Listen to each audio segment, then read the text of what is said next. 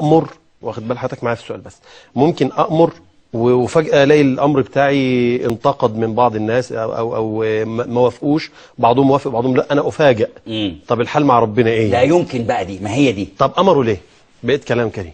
بص بقى، لو لم يأمره حضرتك اللي اخترت بالسجود، حضرتك اللي اخترت الموضوعات صعبة لا وشديدة. لا لابد، دي أسئلة صح. طيب. دي أسئلة صح. هذا الأمر الإلهي يتسق مع ماذا؟ يتسق مع مسألة ورقة الإجابة بالنسبة للمدرس في المثال اللي احنا اديناه في أول حلقة. ولله المثل الأعلى. ولله المثل الأعلى. محمد لطفي مدرس شاطر، فالعميد قال له يا دكتور محمد لو سمحت اعمل لي امتحان للطلبة عشان تطلعني من الأول لل30.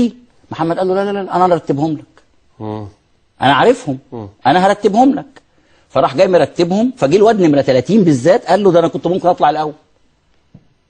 فلازم الاختبار، فلازم ورقة الامتحان، لازم السؤال عشان تتحط قدامه.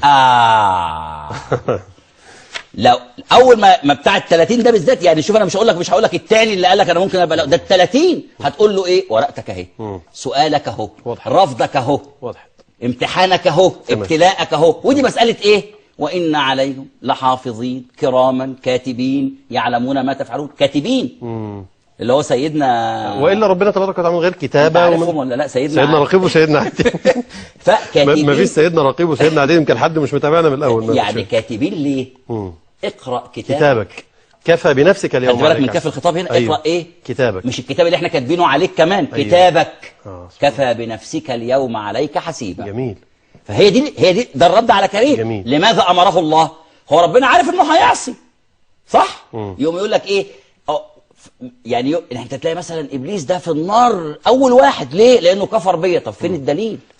وهكذا واضح للكل الدليل كله دلوقتي. ونفس اللي كريم قاله، وبرضه ده في البشر، ودي مساله الامتحان. نعم. ما هو محمد ادرى بتلاميذه، بس لا، التلاميذ عندهم بجاحه زي ابليس كده، فمعمل لهم ورقه لازم اقامه الحجه عشان اقامه الحجه. اتفضل حضرتك. تمام. نكمل. اذا هناك دلاله للكلمه صح في السجود. صح. واول ما اقول خليها بقى في قصه يوسف، غير في موضوع الملائكه وابليس، غير في موضوع حديث الرسول ان تسجد المراه لزوجها، يبقى السجود قول لي لمين وانا اقول لك دلالته. يعني انت ممكن تعمل لي امتحان دلوقتي اقول لك سجود المخلوقات لله، عباده، تمام، تقديس، تسبيح، تنزيه. تمام. سجود اخوه يوسف له احترام، تبجيل، يعني كنايه على اللي احنا عملناه. هقول لك كلام في دي، هدلنا اتكلم في دي حسب القصه. نجحت يا دكتور محمد في انك حضرتك تقول لنا ان السجود بينفك بانفكاك الشخص والجهه والقصه. تمام. طب انا عايز بس افكر المشاهدين يا دكتور محمد ان احنا واقفين عند الايه 35 للجماعه اللي هيسمعوا، وارجع لحضرتك. الايه 35 في سوره البقره يا اخوانا، الاخوه اللي هتسمع معانا في اخر الايه، في اخر الحلقه، علشان ان شاء الله باذن الله احنا بعد الجزء الاولاني فيه هدايا، وبعد الجزء الثاني الى ان نصل باذن الله ربع القران فيه عمره، نص القران فيه عمره، واخر القران ان شاء الله قد يكون حج.